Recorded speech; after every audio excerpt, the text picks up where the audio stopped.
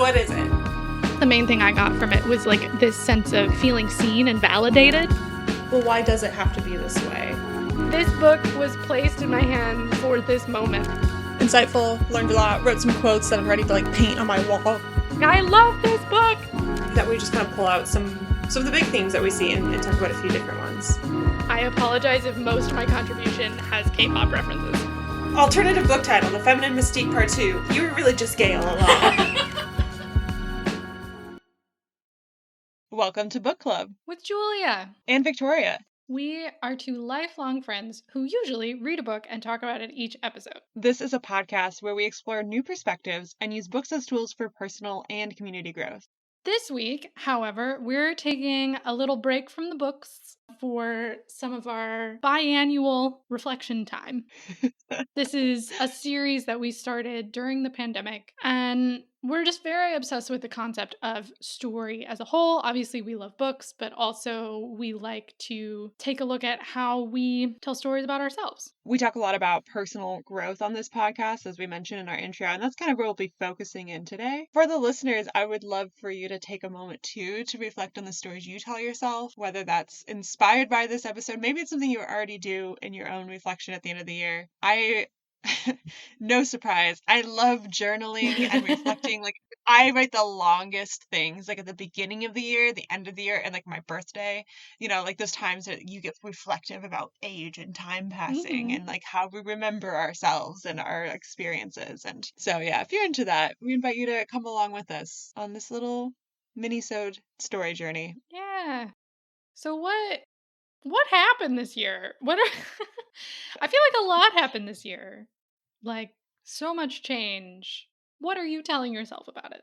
For me, this year was a lot of like big things happening and like coming to fruition in my life. So things that I had been thinking about or dreaming about or planning for years, or even just thought like it would be cool someday if I could.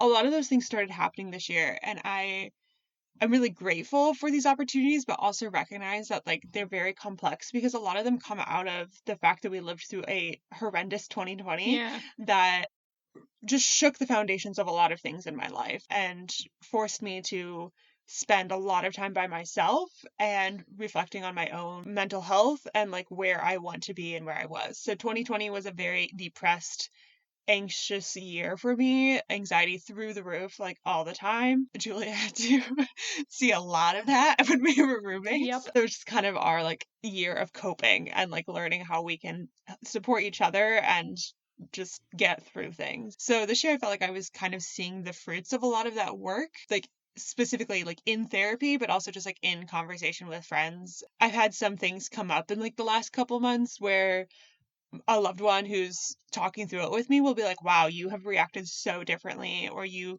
seem much more at peace with how you've come through this emotion than you might have been like a year ago or 2 years ago.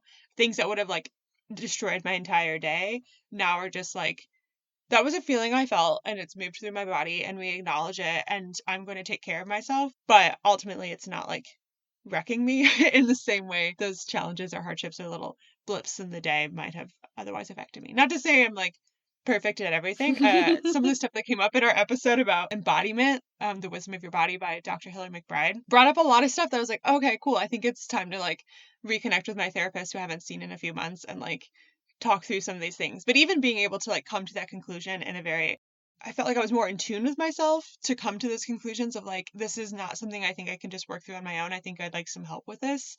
Felt a lot more, I don't know, mature for me than where I was like 2 years ago when I was like, couldn't make it through the day without crying. And it wasn't until that happened for weeks that I was like, oh, maybe I should go talk to someone about this. And then took a long time to unpack like what really was happening that was leading to those breakdowns. So it felt like a lot of growth for me. And I know, Julia, you've talked also about how the investment you've made in like learning about yourself and taking care of your body and your mind and all parts of you have kind of like brought you into a different 2021 than where you were maybe at the beginning of the year or last year. Absolutely. I'm now thinking, because I did a bunch of journaling preparing for this on my own, but now hearing you talk about it, I'm like, I feel like it's a big deal that we did it together. Okay, like if you're like plotting a novel or something, right? And you want your two main characters to have a huge jump in connection and vulnerability and trust in each other, right? What do? You have something horrible happen to them together at the same time, right? That's what you do. Because Yeah. that's what happens. And I just think about the two of us and Natasha and sometimes Varun in our own little stressed out microcosm. And we went through something extremely hard that's still happening. And we had to learn how to adapt to that and to build up these really, really tough coping skills that could get through some tough shit. And part of that was us relying on each other. I feel like we got Mhm. so direct and like no nonsense and like no filter at a certain point that Yeah. like the amount of trust that we had in our little home. And we all had to get very good at communicating our needs because otherwise we would have murdered each other. Like, I wonder if that is a big part of it. Feels like it has changed how I move through the world in certain ways. I don't know. That was something that just occurred to me now. Like, oh, all these psychologists who say that like human connection is like the most important thing for your mental health. Who knew? Lots of people. But yeah, for me personally, obviously 2020 was hell. And something I realized that happened at the beginning of this year of 2021 was the first time that I found a medication that works for me. That happened this year. That was exciting. That was a huge game changer. And now being not in the little bubble anymore, right? Being in Belgium on my own, I can see like I feel different.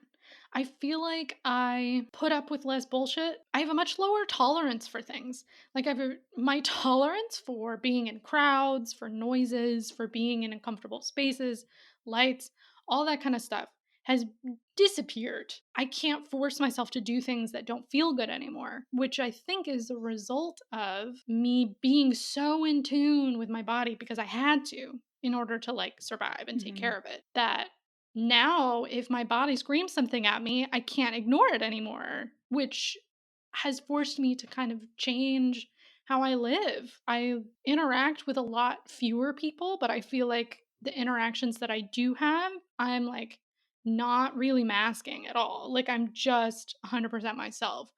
And it has allowed me to build friendships much faster than I used to because I felt like I would have to mask for a long time until I could trust someone and then I would take it off kind of thing. Mm. And now I'm just like, I don't have the energy for that anymore. And I kind of forgot how. And this is something I've talked to a few autistic people about this and similar experiences where we're like going back to like an office space or a classroom and we're like, guys, how do you mask? How do you do it? I forgot. It's just been me and my dog. And I find myself being able to deal with challenges a lot easier because every single day was a goddamn challenge. That, like, when I feel something coming up, I feel like I can work through it. I guess it feels like I'm less afraid, maybe, is what it is. It's like, well, you've done your worst. What more could you possibly do? I'm sure it can get worse. Knock on wood. That's not a challenge to the universe. But yeah, it's like building that fortitude, that resilience in your body, in your practices to be able to cope with and manage like big things. And so like as you get stronger at like paying attention to your own body, like understanding your own needs, and as you learn more and you have all those tools, you can do more. Like you can not do more in the sense of like accomplish all the things, but like you can handle bigger and bigger things. And yeah, I really like your point about like it wasn't the fact that we individually went through some really hard stuff, but that we were able to do it together. And the community piece that I think is huge, as rough as 2020 ever got, I hope I never, I think back and I'm like, I hope there was never a day that I was like not grateful to live with roommates. Because I think there was like a 24-hour period where I was home alone. I know it happened a little more frequently for you because I would like go and stay with Varun, but like I was like, oh my gosh, like how was I ever alone before? Yeah. Not in the sense of like I can't take care of myself, but like the immediate availability of potential connection was always there. And like, if I needed to scream into the void, our like inside joke of Wilson, you just scream Wilson very loud and someone will come running to help you. Like, just knowing that, you know, like someone else is there, it was huge. And like, I can't fully imagine how difficult it would be to have gone through that year, or the majority of that year, like completely isolated without Yeah. a roommate or a partner or a family member, or even like a friend that was like also living alone that you could, you know, bubble up with or something. So, okay, this is a weird analogy, but I'm going to roll with it and see if it I'm fits. excited. So you recommended the podcast that James Acaster put together, where he goes through like all the albums, like literally every album released in the year 2016, to argue that it's the best year for music. I started listening from the very beginning. So his first episode, he and his guest are talking about Beyonce's Lemonade album. And they made a very specific point. It was a hypothesis, basically, that Kendrick Lamar was supposed to release an album in 2015. And everyone knew it was going to be like the shit. Like, Kendrick Lamar is releasing an album. It's going to be great. So all these people, his hypothesis, not proven, but hypothesis is that a lot of artists decided to wait to release their album till the next year so that they wouldn't be, you know, mixed up with Kendrick Lamar and like get lost in the shuffle because his album was going to be so good. Okay, stick with me. This is a very long analogy. I'm just explaining. I'm along for the ride. This is great. So they had potentially more time than they would have given themselves otherwise to figure out the best album. So when all these artists who would have released in 2015 released a year later, they had an extra year or even a year and a half to kind of perfect the album they were putting out. And that's part of his hypothesis why there was so much good music in 2016, because people gave themselves more time to create it. So all that to say, there were a lot of, for me, big life goals I had for like the near or long term future that like came to fruition in 2021. And I think part of it, and I know part of it, is because 2020 put me through the ringer and changed a lot of things. As I said at the beginning of the episode, like shook the foundations of my life in certain ways that allowed for the next year to have, one, a lot of things happen because they were put off in 2020, or two, made them even possible because I like rethought my values, or like what was important to me, or like realized like everything can just up and end at any moment. Like, why wait on certain things that I want to do? I should just make it happen now. So it feels a little like someone like Beyonce, I'm not sure if it's Beyonce, but people like Beyonce waiting to release an album because they were like, last year wasn't going to happen, but this year we can, and you had extra year to build up to it. So, for example, a big milestone for me is that I wanted to pay off my student debt in 5 years of graduating college, and 5 years would be next year. But because it sounds so counterintuitive, but because I got laid off during potentially the best time, I mean, even though emotionally it sucked, but like with government benefits, potentially the best time to get laid off, which was the beginning of the pandemic when there was those extra government benefits, and the fact I was spending no money, all my trips got canceled. I was, you know, again, not a great emotional state. I wouldn't suggest this as an approach for literally anyone, but like being so fearful to spend a single dollar that I saved everything, and then ultimately was kind of desperate, had a wonderful opportunity to take a job that paid very well, even though I wasn't interested in it. So I'm like, I don't care. I'm just going to take it. I'm going to try it, see what happens. And still kept that mindset of like, oh my gosh, don't spend a single dollar. That I was able to pay off my debt in 2021 earlier than I originally anticipated I would be able to. Again, this is not advice for anyone to pay off debt. I do not advise going through a pandemic. But if that's what happened to you, own your story. And I'll even state it was much smaller than many other people because I was able to receive a lot of scholarship in college. So, but that felt like a big thing that like, oh my gosh, I thought that wouldn't happen for another couple years. And that happened like early 2021. So it was huge. It was like a very big like celebration for me, and also opened the door for me to do another huge thing, which was quit the job that I didn't really like, because I then had that financial stability of not having debt and having a bit in savings to launch my own freelancing business, which is something that I thought that'd be cool someday. Maybe, I don't know. I like my job. But again, getting laid off, taking a job out of necessity, and getting fed up with it, living through a pandemic when like anything can change at any time. Like, why not now? Why wait to like try out this career that I'm interested in if I can just do it now and see what happens? And I have yet to like fall on my face and fail, so that feels pretty good. Yeah. I would like to point out, for the record, that it took you longer to buy a new bed than it did to start your own business. I want that on the record. Oh my gosh. Okay. So listeners, when Julie and I first moved in as roommates, it was right after college, and I got a job with a nice salary for entry level, and I was still living very scarcity mindset and had this ridiculously old hand-me-down of a hand-me-down twin bed that like the bed squeaked when I breathed. Like it was just so loud and annoying and small. And I spent months researching and shopping around and like calling my dad. And he was very generous and spent a lot of time sitting on the phone to talk about a very otherwise small investment of a bed. But like it felt really big to me. Yeah. I probably contemplated buying that bed for like 6 months. And I probably contemplated quitting and going freelance for like 3 before I was like, that's what I'm doing. Yeah. So that's the background of that. I think that shows a lot of change, how COVID changed you as a person. It's like, for context, you know what I mean? Like something as simple seemingly as buying a bed, which is, it costs a good amount of money and it's a piece of furniture you're going to have for a while. Yes, obviously you should think about it. But then making a huge life change, like quitting your job and going freelance, much broader financial impact long term. Yeah. And yeah, took you a couple months and you were like, yeah, I'm ready. Wild. Yeah. Absolutely wild. It was very exciting to watch the journey, though, I have to say. And I'm appreciative you were a part of it and listen to me beleaguer my I quit email for way too long. Not even email. I think I had a phone call with my manager at the time. And you were just like so patient with me when otherwise I knew internally and externally, because you did say it was like, just quit already. It's not that big of a deal. And I'm like, it's so hard to say no. Yeah. But we had a little quitting party. It was great. We did have a quitting party. It was great. You've had some big things, just a few this year. Yeah. So, I mean, as longtime listeners will know, I moved to Belgium for grad school.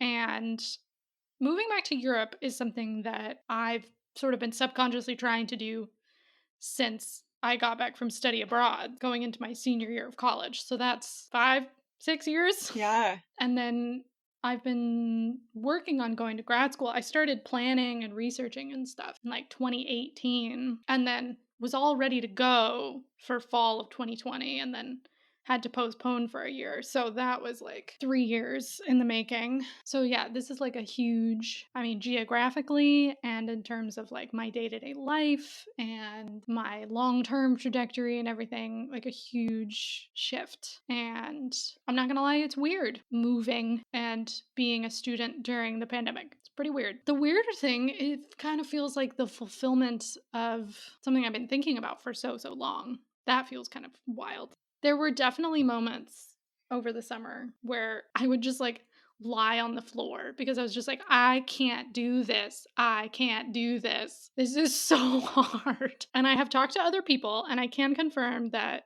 Belgium visa applications, one of the hardest in the world. So yeah, I just want to put that out there. They're very picky, but I did it.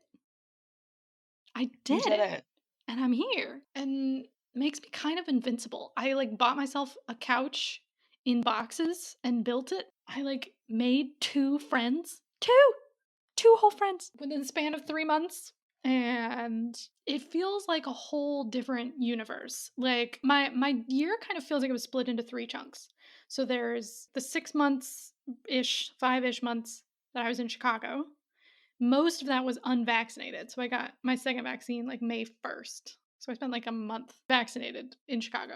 And then I moved to California for the summer to be with my family. And I basically just tutored and podcasted, read books, and applied for a visa. That was my whole life. I didn't leave my room. And then all of a sudden, this huge life change. I moved out on my own to a new country. And so thinking back to like the beginning of 2021, I'm like, that was this year? Just, yeah, I literally geographically, like the amount of distance I have gone, huge difference from now and from 2020, Yeah. It kind of feels like anything can happen in a way. People ask me all the time, like, oh, so what are you doing next? I'm like, that's something for Julie to worry about in a year and a half. What are you gonna do next? Yeah. I can barely figure out what I'm gonna do like next month. You gotta live in the moment so much more. these days. I liked what you said about anything can happen. I like how neutral that statement is because anything can happen, as in shit gets crazy, anything can be gone in a moment. But also, like, anything can happen for the good too, you know? Like, there's so much less certainty, which I think for someone like me who has clung so tightly to what I should do and certainties in life that when all of them were pretty much ripped away and everything felt terrible for a while, the resilience coming out of that was like, okay, I'm gonna not hold as tightly to those certainties and just see what happens. And there's been some really cool things that have come from that. Yeah, I guess you said a word maybe before we started recording about like feeling more fearless. And I think that's like that really resonates with me too. I have so much less to be afraid of because I face some really fearful things. And also, like, I'm holding so loosely to many things in life that I used to cling to that, it feels a little more like brave and fearless to just like not give a shit and just do stuff. Well, yeah. On a practical level, you can't really long-term plan these days because, like, Yeah. my Christmas plans completely changed in like a couple weeks because of this new variant and how things are operated, government decisions, especially living outside of your homeland, you know? Like, I never really know. And so I kind of know what I'm doing next semester. Like, that's as far, like, I live within like the current month that I'm in, and that's basically it. There's a lot of mental toughness and flexibility that I feel like I've had to develop because there's no certainty in good ways and bad ways, like you were saying. We were trying to figure out what exactly this kind of new attitude is that we're experiencing because it's not quite YOLO, it's not balls to the wall.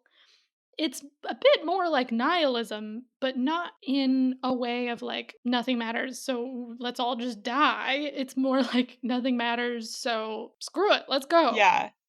Because who knows, kind of thing. So let's do what feels good. Let's do what seems right. Let's just take care of ourselves and each other as well as we can, kind of thing. Living your life to the fullest can also mean, you know what? Being around all those people would not be good for me. So guess where I'm going to be? In my favorite sweater on my couch. Live it up. Like this is what my body needs right now, so that's what I'm going to do. And I don't care what they think, really. It can look like all sorts of different things. Yeah, I think for me, the idea of like not giving a shit and doing stuff, yeah, maybe on the outside or the surface level, it could be like, you quit your job and you moved out of Chicago and you just like live this, digital nomad life traveling everywhere. Like, I don't know. I feel like I'm very careful not to paint that as too like perfect of a picture of like, it's perfect and I just do whatever I feel like doing. Because sometimes not giving a shit and doing stuff means like no longer caring what people think of me and saying what's honest in like a difficult conversation, or realizing that I personally struggle with like working too much.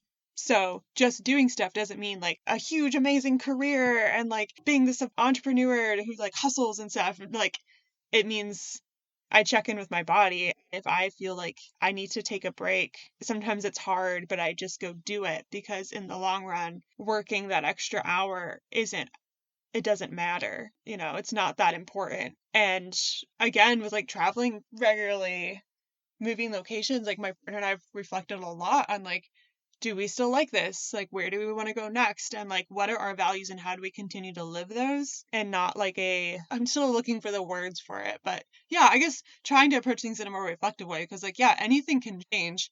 We might plan to go to a location in March, but if the world changes again, like we may not be able to go and we just have to like hold it loosely and be grateful that we have, stability and resources and backup plans because like it doesn't really matter if we don't get to go to that place, that's fine.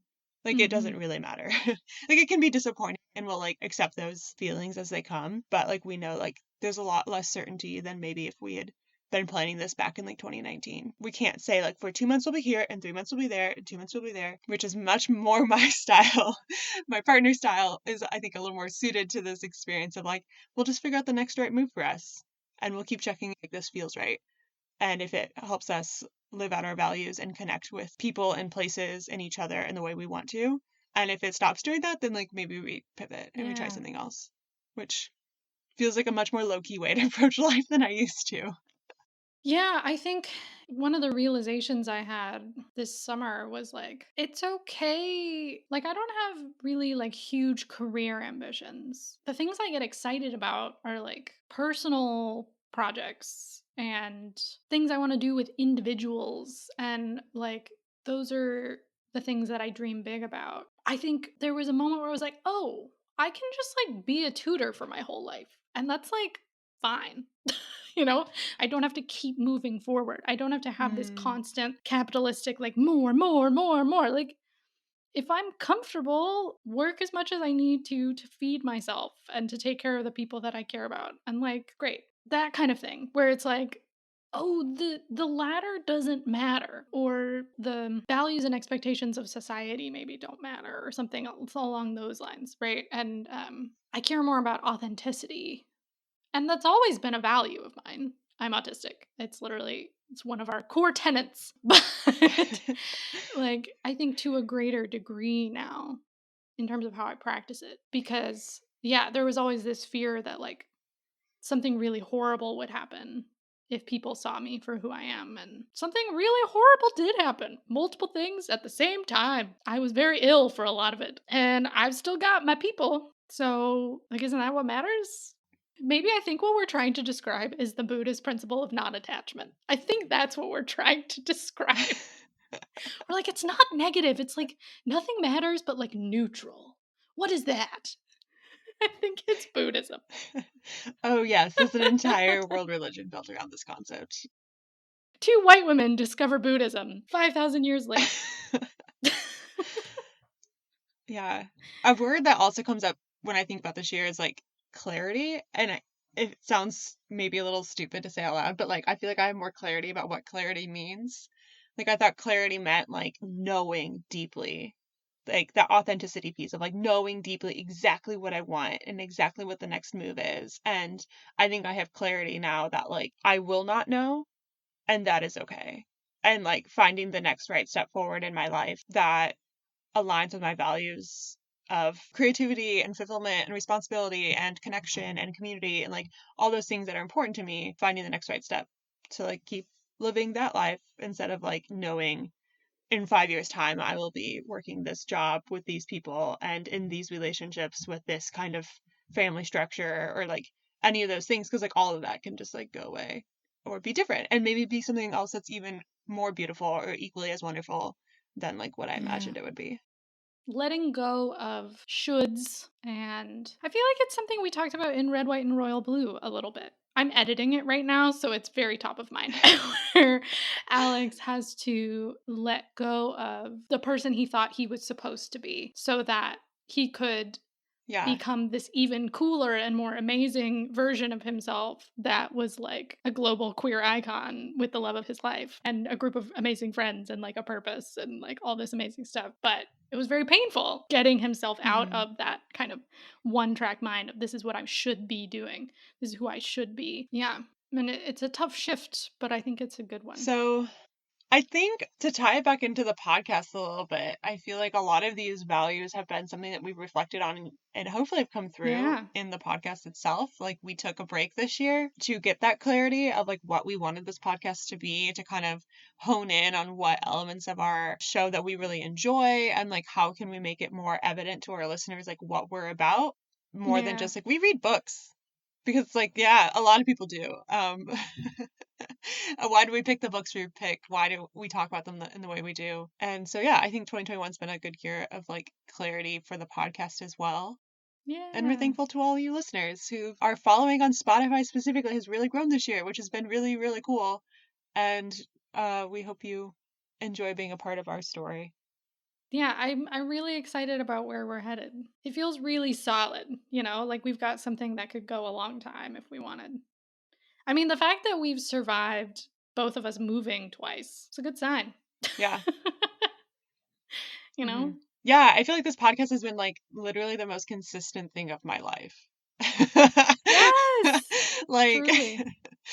everything else has like gone in and out relationships have been like stronger or weaker. Obviously, I have friends and family that I've had long standing relationships with. Even our friendship goes longer than this podcast. But like of the last couple of years, even when I was like, I don't know what's happening in my life, but on Friday I'm recording with Julia. So that's something I Yeah. can plan for. True. Feels good. Yeah. Well, happy holidays, happy new year. Nothing matters. Love you all. See you in the new year. Bye. Thank you for listening to Book Club with Julia and Victoria. We would love to hear your thoughts on this book or the topic we discussed, so you can share your review and recommendations with us on Instagram at Book Club with JV, on our website, bookclubwithjv.com, or by leaving a review on Apple Podcasts. You can also visit our website for show notes with links to all of the recommendations and the things bringing us joy. If you don't already, go ahead and follow us on whichever podcast platform you are listening on so that you can be notified when our next episode is released. This episode was co-hosted and produced by myself, Victoria Bruick, along with Julia Clausen. Rebecca Gasme provides us with project management support. Our music is composed by Greg Bruick, and our logo was designed by Gabby Fabland. Until next time, happy reading.